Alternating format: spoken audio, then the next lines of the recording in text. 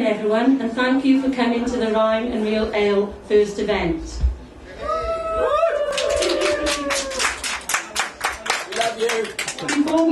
Can I carry on? Yeah, fine. Before we start, I'd like to thank John the landlord and Don for giving me this event and having faith in me. And thank you, open micers, for coming too. I'm going to read 3 poems of my own to start with. The first one is called Susanna. I wrote this for the Cake Fest the other week for Clary Lou did. Fantastic event. My sister was autistic, and this is the first time I've ever written about her since her death many, many years ago. So this is called Suzanne. Susanna, I witnessed you screaming your pain, rocking back and forth in your high chair. I would sit and stare in wide-eyed wonderment. When we were toddlers, neither could talk. You grunted. I opened my mouth and nothing came out. We used facial expressions. Our eyes communicated love.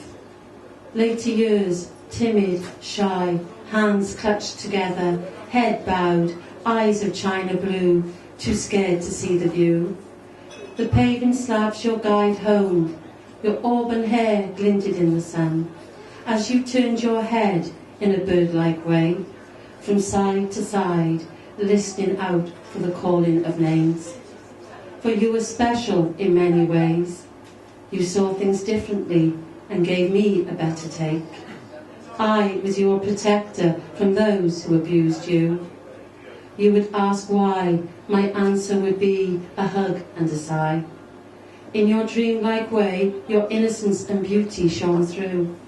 At the age of 16, you were gone in my arms. I was left bereft from the loss and the knowledge that society did not accept you.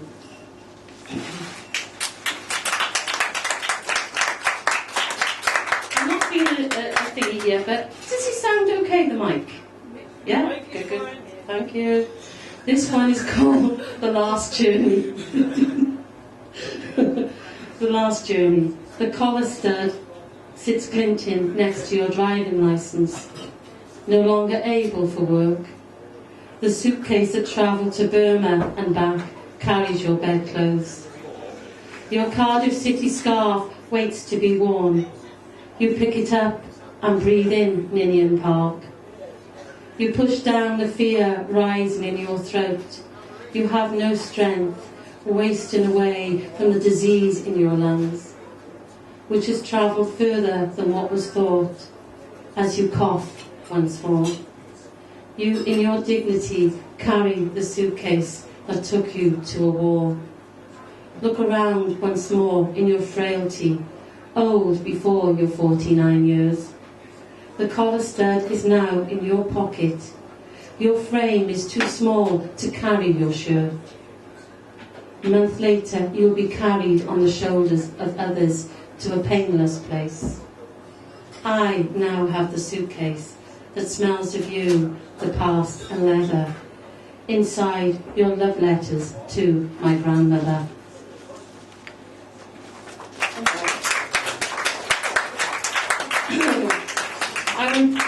I went blackberry picking with my mother on Saturday, and I'm not going to go into that, but I wrote a poem, and it reminded me of a poem I wrote for the WI event. I was invited to read some poetry out. So I'm going to end with a lighter note. I'm in the season of autumn blackberries.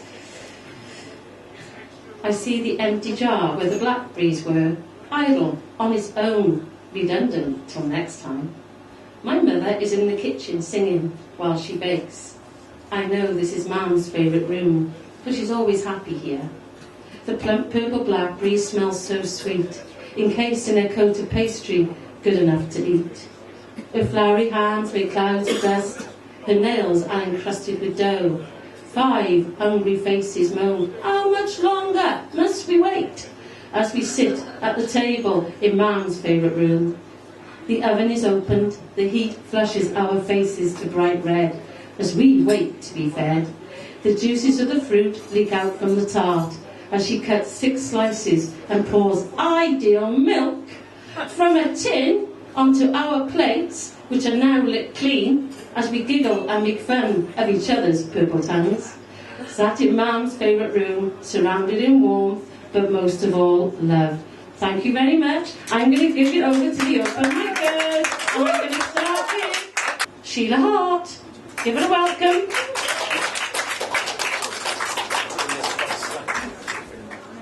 Well, hello. Right, I'm going to start off. The ones I picked tonight quite short, but because I knew what a wonderful event's going to be tonight, I didn't take much time. The first one I'm going to do is basically you meet someone and you can't speak. You're like, oh, hello, and so this is it. It's called Kisses on the Wind.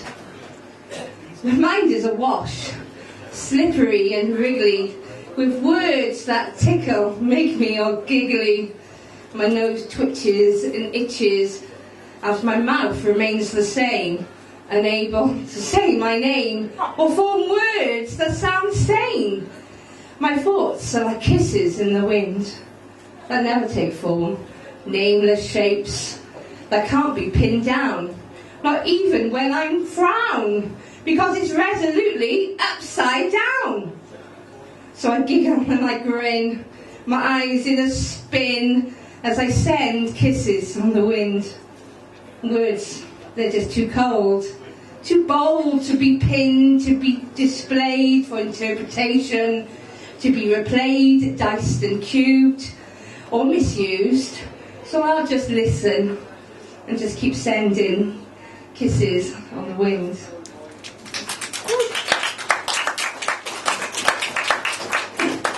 This one's quite an old one. Just thinking, everyday life, it doesn't matter how we try, we always end up in a routine. We get up, we go to work, come home, go to bed, blah, blah, blah, blah, every day. So I started thinking that, life's a bit of a spiral, really, up and down, round and round. So I wrote a poem in the shape of a spiral. So, thank you. So this is called Consider This. Consider this, the pattern of a spiral. Does it pull you in, or are you drawn down and within to contemplate its infinite expansion? The mesmerising trick or illusion, to pull away or become held still, fixed, to blink, to wonder at the simple truth revealed, that every day we wander through life, following our daily, regular routines, until we stop and say, hey, today I will do something different to what I do this time of day. I'll break this soothing rhythm, dance like a dickens while waiting for a bus, sing a song of sixpence, but I won't bake the pie. Sing from my soul of love's fickle fate, but the ever-spinning spiral draws me in, and too soon I will follow its flow again.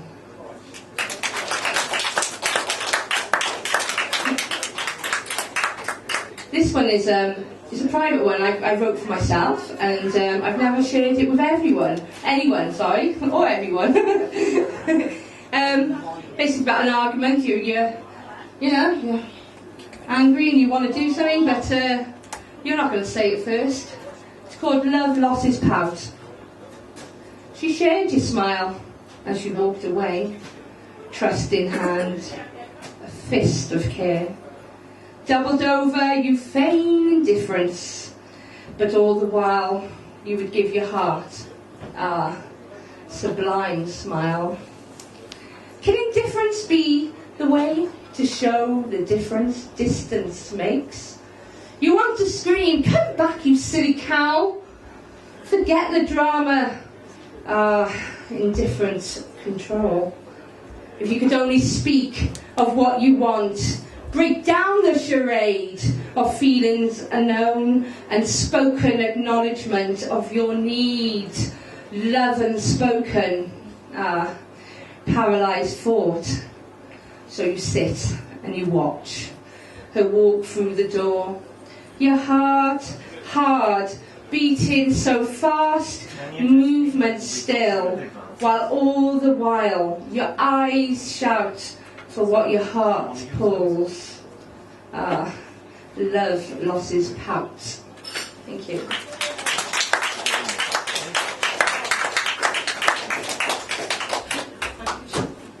Thank you to the wonderful Sheila Hart. And now we're going to have Joshua Adams.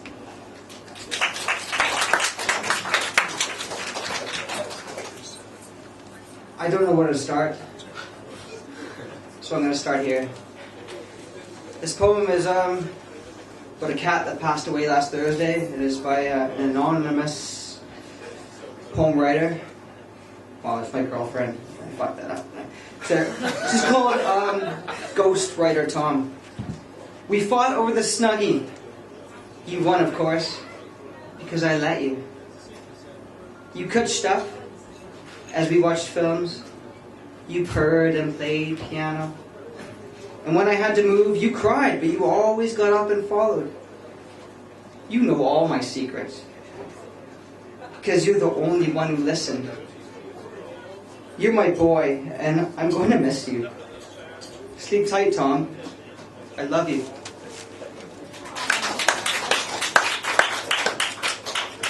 This one is about the Newtown school shootings. 46 cents by A.D. Provis. It all seems so little money to spend, just 46 cents for each life to end. A disturbed boy with mama's gun, a little thought of daughter or son, who won't be tucked in safe tonight, who got caught up in mama's sight, and then on the gunman's sight, on my sight. As parents, we must all pray for our precious children to play, that some of all our fears won't turn their laughter into tears. More guns cannot be the solution, despite the claims of the constitutions. Guns don't kill. We know the rest. But what punched holes in the victim's chest? From our cold dead hands, we hear the cries. To defend our homes, the worn out lies. Convinced that senseless slaughter of innocent son and daughter can be excused by ancient laws, may this event expose their flaws. Sandy Hook has a lesson to teach of the dangers of guns and temptation's reach, and the price you put on those lives lost. 46 cents cannot be the final cost.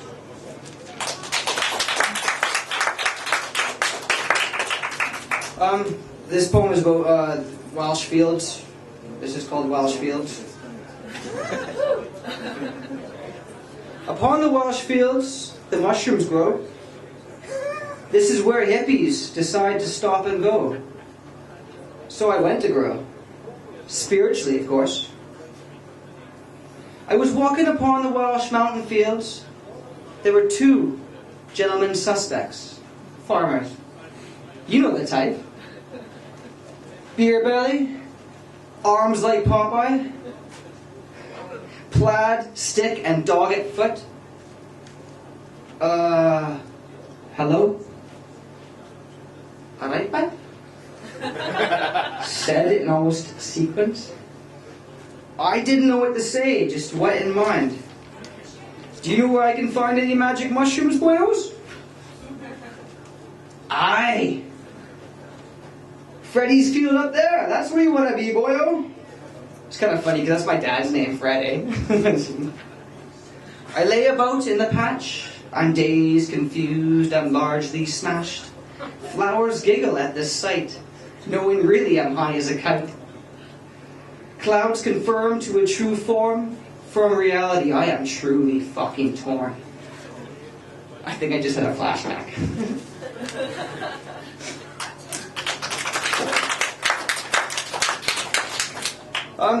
This next poem is about my stepdad. He took me in when I was 5 years old.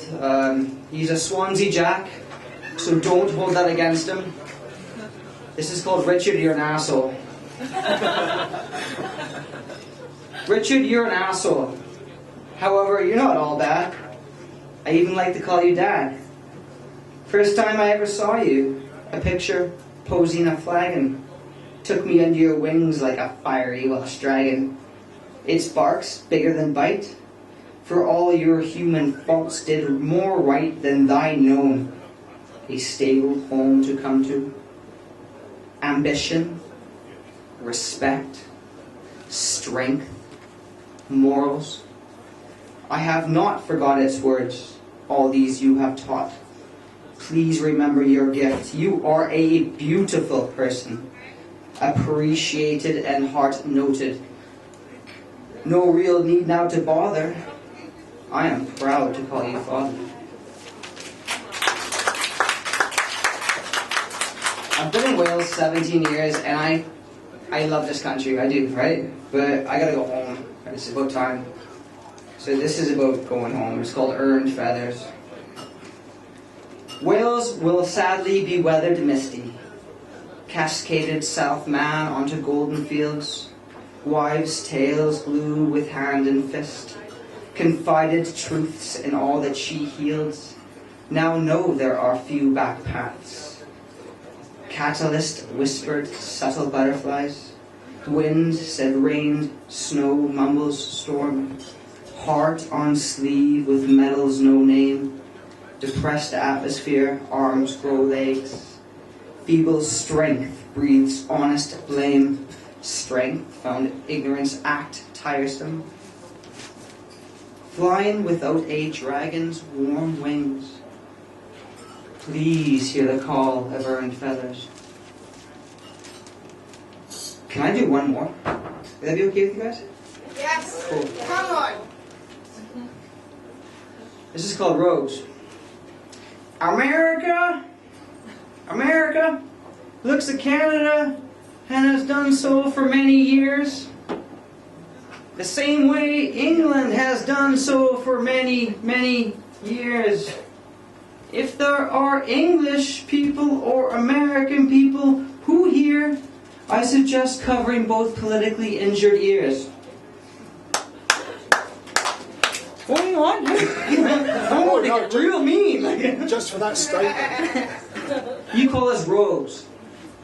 Inbred, lowlife, simpletons, with song in heart and thy skip and step, with common courtesy running amok with politeness, and to spite the weather? Happy? Rose. Rose. Rose. Inbred, lowlife, simpletons. I did it. The song. No, wait.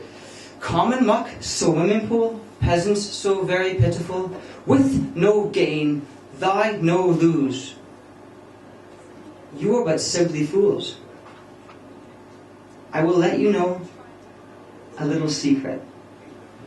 We're smarter than they are because we know what we are. Thank you.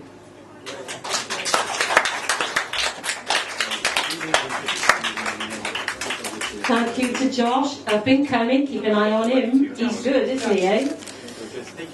Right, our next poet is Nick, and he will be reading from his book, Blue Thoughts and White Stone. Okay? Okay, three poems here. One starting by looking at the problem of England fits in the way. The second, picking up on that and looking at a tremor. I last year came to this meeting, and one of the things I read about was having Parkinson's, which is a unpleasant little bug that comes and tries to give you life to bits. So it's first with the politics one.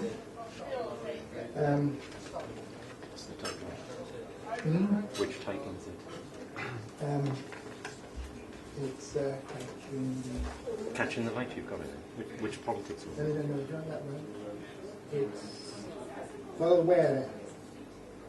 Volvere is the Latin for behind evolving. Volvere, revolve, evolve, involve, devolve. How does it feel? Who feels? They think they had or have a gift to give, a gift they give. More than minimal, but cleverly and easily circumscribed. We thought it ours before they gave, and now we see the clawing back, involving, to bring us in the place, to plug us in, to graciously allow us at that table, their turns. Who pulls the strings? Who are the puppeteers? Where are the traps and why? And is it possible to build a democracy against the background of so centralized and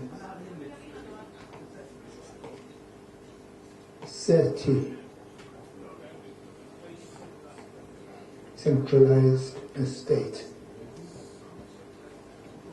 Same as that one.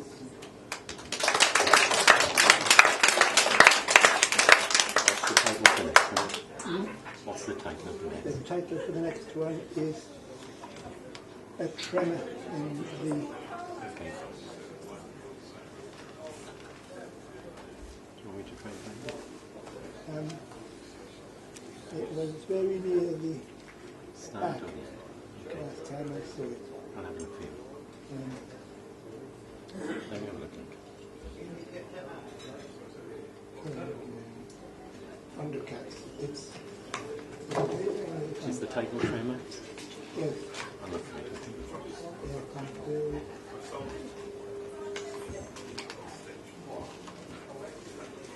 Let me have a look. Can I take it? I can help. That's it, just a tremor. Right, just a tremor in my hand. This is the aforesaid acquisition of sonic, which affects the system and makes life a bit difficult, but life should be enjoyed and will be enjoyed, and one of the ways of expressing my dislike of the disease is by writing about it. It starts in a chemical, medical waiting room. The waiting room felt friendly, well designed, walls friendly, painted in a pleasing pink. A pot of coffee gurgled on the side, while discreet speakers hidden in the walls sent waves of Mozart wafting across the room. And when the doctor came, he seemed relaxed. A friend who would talk of rugby, golf and kids, and made me feel at home, secure, at ease. No pain, no fear. But finally, he had me to his room, to prod, to manipulate and to test my nerves. He made me tapped my fingers, tapped my toes. He watched, assessed, and measured how I walked. I feared unease. And as I walked and twisted, stretches and turned, I lost my sense of self and seemed to be a dancer in an ancient pagan dance. Our faces turned towards the east, where life was safe. But then the doctor gently called me back and placed himself behind his antique desk. He wore a reassuring smile of deep concern as he, laying his hand upon my sleeves, finally let loose the unnerving truth that I had Parkinson's disease. He tried to calm my pain and said the drugs today are much more tempered, improved, and the focus now being not disease but managing the syndrome.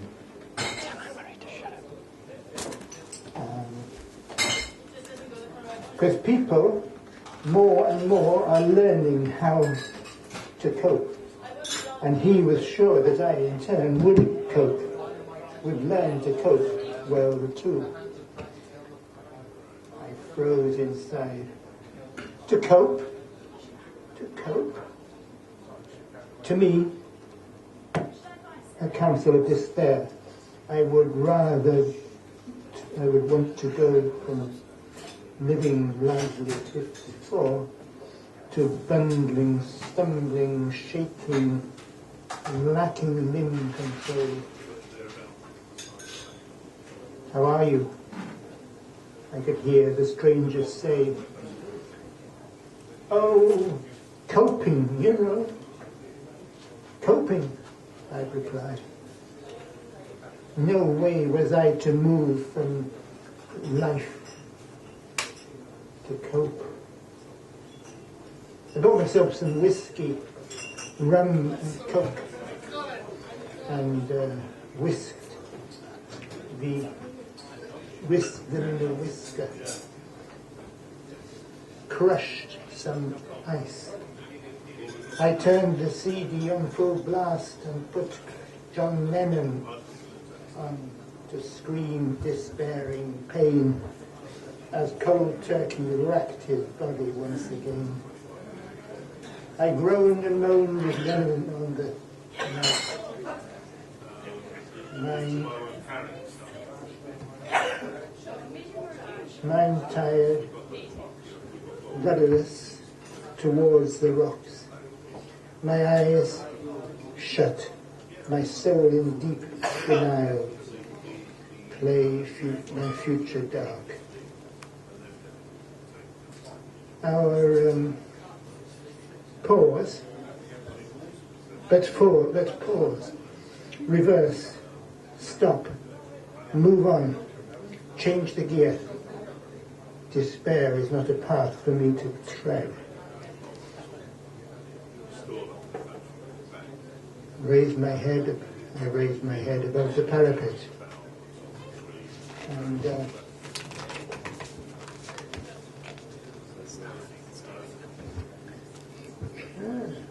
there's a staring that's going up at the world, right straight, staring numbly at the world outside.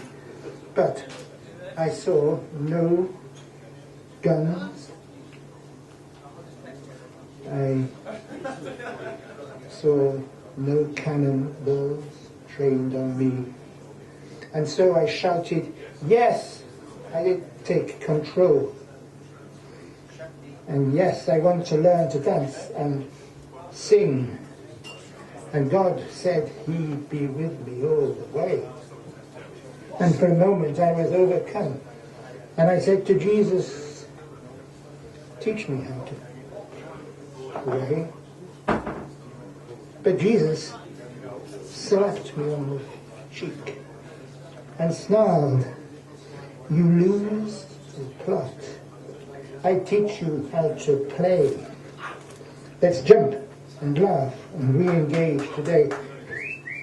And I said, yes, I'm with you all the way. Because I've got Parkinson's. But Parkinson's not got me.